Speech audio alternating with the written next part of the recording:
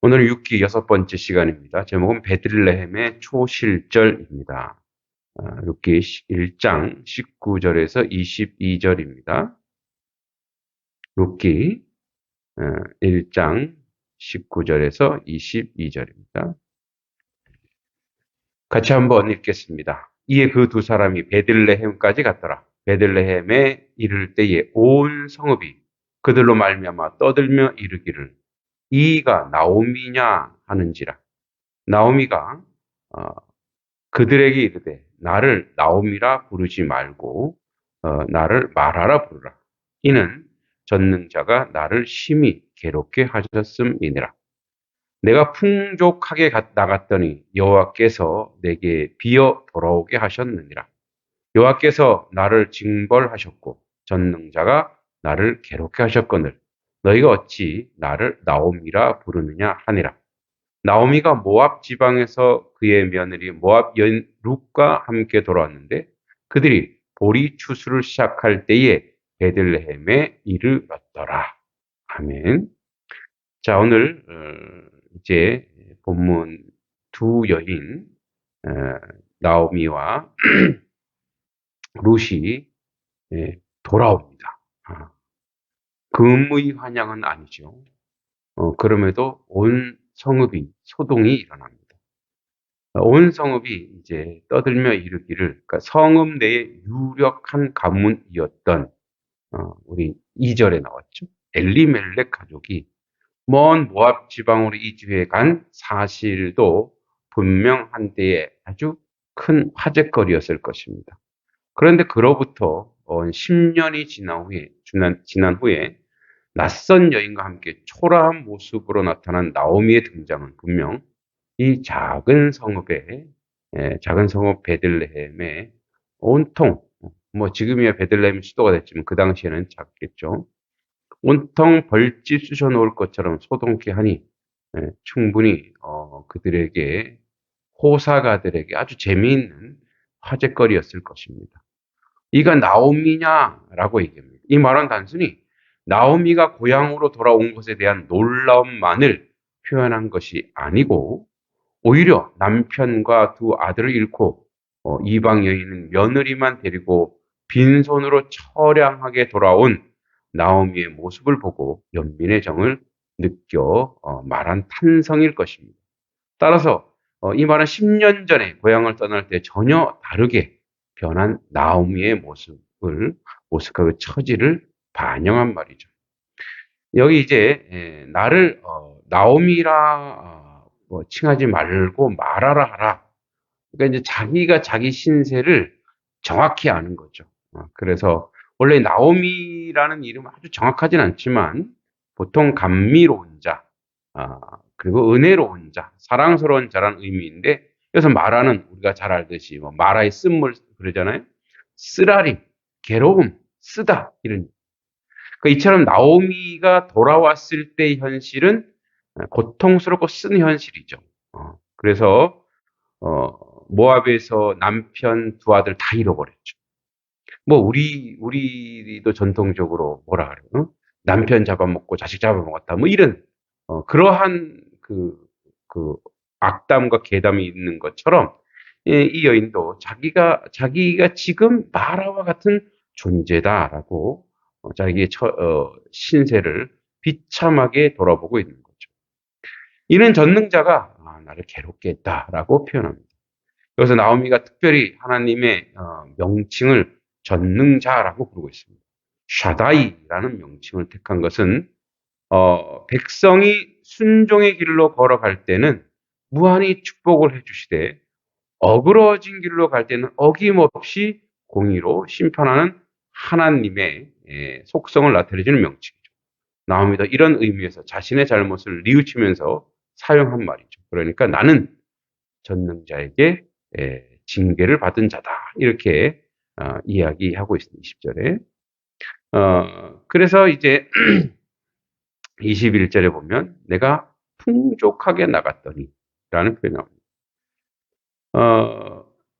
이제 이 말에 대한 해석은 좀 여러 가지 의미가 있습니다.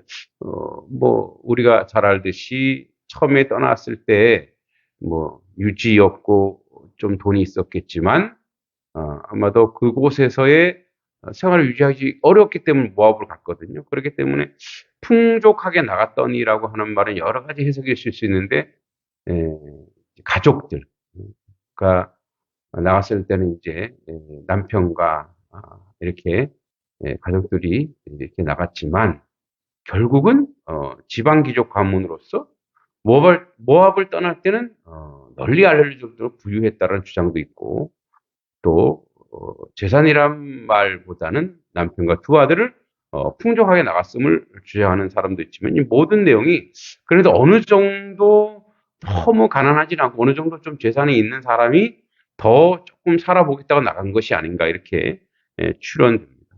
그래서 이제 나오미가 풍족했다는 표현을 쓴 것에 초점을 맞추면 분명히 사람뿐만 아니라 아마 자신의 현실로 봤을 때 지금 가난한 현실로 봤을 때는 재물도 포함된다고 할 수 있죠. 그렇지만 나오미가 돌아올 때 남편과 자식 없는 빈 것으로 돌아온 것에 초점을 맞추면 이제 가족을 잃어버려 혈혈 단신 모르는 이방 여인 홀로 데리고 왔다는 사실에서 상대적인 어떤 박탈감과 어려움이 있다라는 거죠. 그래서 이런 모습을 통해서 나오미가 이제 이방 땅에 가서 흉년이나 그런 재난으로 망했던 거죠. 그러나 전화위복이라고 이들이 이렇게 망하지 않았다면 이제 룻이 베들레헴에 정착 생활하는 형편을 보면 남편과 자식을 잃은 것이 외에 재물까지도 잃은 것으로 볼 수 있죠. 그렇기 때문에 이들이 이제 우리가 잘 알듯이 보아스를 통해 이제 기업 모를 자를 찾는 것은 그 정도로 극심한 어떤 빈곤 상태에 있다라는 것을 추론할 수 있습니다. 이제 징벌하셨고 또 괴롭게 했다라는 이 동사형은 서로 관련이 있습니다. 징벌하다에 해당하는 히브리어 아나는 눈밖에 난 자를 비천하게 만들어 결국 괴롭게 하는 것을 가리키는 말입니다. 이 괴롭게 하다 해당하는 히브리어 라는 하나님의 징계로 괴로움을 당할 때 사용하는 말입니다. 나오미가 본절에서 이 두 단어를 반복해서 사용한 것은 자기의 고통스러움 분명 하나님께로부터 왔다는 사실과 그 징벌을 주신 하나님의 뜻을 겸손히 받아들인다는 회개의 의미로 설명될 수 있습니다. 그래서 이러한 나오미의 삶의 어려움을 이제 겸손하게 받아들이는 거죠. 인정한 거죠. 뭐 변명하거나 핑계하거나 거짓말하지 않고 이제 이건 하나님이 자신에게 준 벌이다 이렇게 얘기합니다.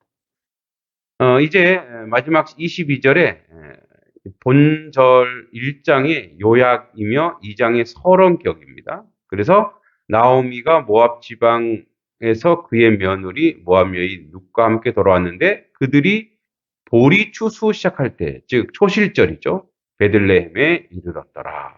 자, 우리 초실절, 뭐 77절, 그죠? 맥추절, 오순절 다 똑같은 말입니다.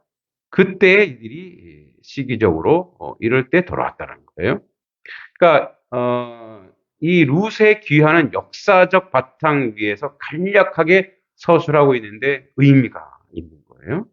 자, 보리 추수 시작할 때, 이 가나안 지방에서는 일반적으로 보리를 가을에 파종해서 이듬해 봄에 추수합니다. 그리고, 보리 추수가 끝날 무렵에는 밀 수확을 하게 되죠. 팔레스타인의 보리 추수는 보통 4월 말경에 시작되었으나, 고원지대는 5월 또는 6월 초순이 되어서야 비로소 시작합니다. 또한 보리는 팔레스타인 지방에서 나는 주 산물 중에 하나로 주로 말이나 노새의 먹이로 경작되었으나 가난한 사람들에게는 이것이 양식으로 사용되기도 했습니다.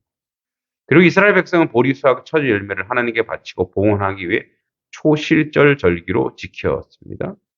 본절은 나오미가 자기 고향 땅에 풍년이 들었다는 소식을 듣고 6절이죠. 곧바로 모압 땅을 떠나 고향에 돌아왔는데 그때가 초실절이라는 거죠. 우리 이제 유대인의 절기고 6월절은 뭐죠? 6월절은 그들이 이제 구원받아 하나님의 백성으로 선택해서 애굽에서 떠나고 그리고 나서 이제 7주가 지난 뒤에 이제 77절, 7주가 지난 7주, 49, 다음 날이 50일이니까 그래서 순은 열이란 뜻이죠. 오순절이라고 하는데 이때의 그 구약의 역사는 뭐죠? 십계명을 받고 신약의 역사는 성령이 내릴까 강림하시죠. 그러니까 지금 이들이 여기 돌아왔다고 하는 그 역사는 초실절이에 돌아왔다고 하는 역사는 지금 이들이 가난하게 살다 돌아왔고 아무것도 없이 살아 돌아왔지만 하나님은 하나님의 백성을 풍족하게 먹여 살린다. 그러니까 영적으로 이야기하면 하나님의 구원 사역을 이제 하나님 구원받은 자가 이제 이 땅에 어떻게 살아갈지를 성령 충만함으로 우리가 살아가야 되고 또 십계명 그러니까 구원받은 하나님의 백성의 삶의 내용이 뭐냐? 바로 계명처럼 살아간다는 거죠. 그러니까 우리는 구속받은 이후에 인생이 끝나는 것이 아니라 거기서부터 인생이 시작되는데 그 인생의 출발이 뭐냐? 출발이 하나님이 함께 하시고 풍성하게 하시고 임마누엘 한다고 하는 역사를 우리에게 이루시는 거죠. 그래서 이들이 모압에서 돌아왔다고 한 건 모압은 어디죠? 이방. 똑같이 출애굽, 애굽 이방이 그곳에서 이제 회개하고 돌아왔을 때 하나님이 우리에게 먹이시고 입히시고 풍성하게 하사 하나님의 역사를 이루시는 거죠. 그 역사를 이제 뭡니까? 우리가 잘 알듯이 룻은 다윗의 조상이 되었고 그리고 다윗의 후손으로 예수 그리스도가 나타나는 거죠. 그 역사를 우리에게 상징적으로 보여주고 있다라는 거죠. 하나님의 구원의 역사가 이렇게 출발되고 이렇게 하나님의 역사 가운데 시작되고 있다라는 거죠. 오늘도 우리의 인생은 주님과 함께하는 인생입니다. 우리가 주님께로 돌아가고 회개하는 백성, 거듭난 백성이라면 하나님이 주시는 그 풍성하고 아름답고 복된 것, 즉 성령 충만한 임마누엘도 오늘도 우리가 살아갈 때 넉넉함으로 세상을 살필 수 있고 풍성함으로, 풍성함이 우리의 소유는 아니죠. 풍성함으로 세상과 더불어 살아갈 수 있는 놀라운 역사가 우리에게 있을 줄 믿습니다. 그 은혜가 여러분들 가운데 충만하기를 간절히 소망합니다. 기도하겠습니다. 하나님 아버지, 오늘도 주님이 주신 은혜와 은총으로 살아갑니다. 하나님, 모압으로 돌아왔을 때 환경과 상황은 너무나 빈약하지만 자기를 직접 인정했을 때 나오미와 룻을 하나님 이제 베들레헴의 초실절을 통해 그 풍성함을 통해 먹이시고 입히시고 하나님의 역사와 하나님의 은총과 구원의 역사를 이루셨습니다. 오늘도 우리가 주님과 동행하며 주의 은총과 은혜가 내 살아가는 하나님 백성 되기를 간절히 소망하며 예수님의 이름으로 기도하옵나이다. 아멘. 하늘에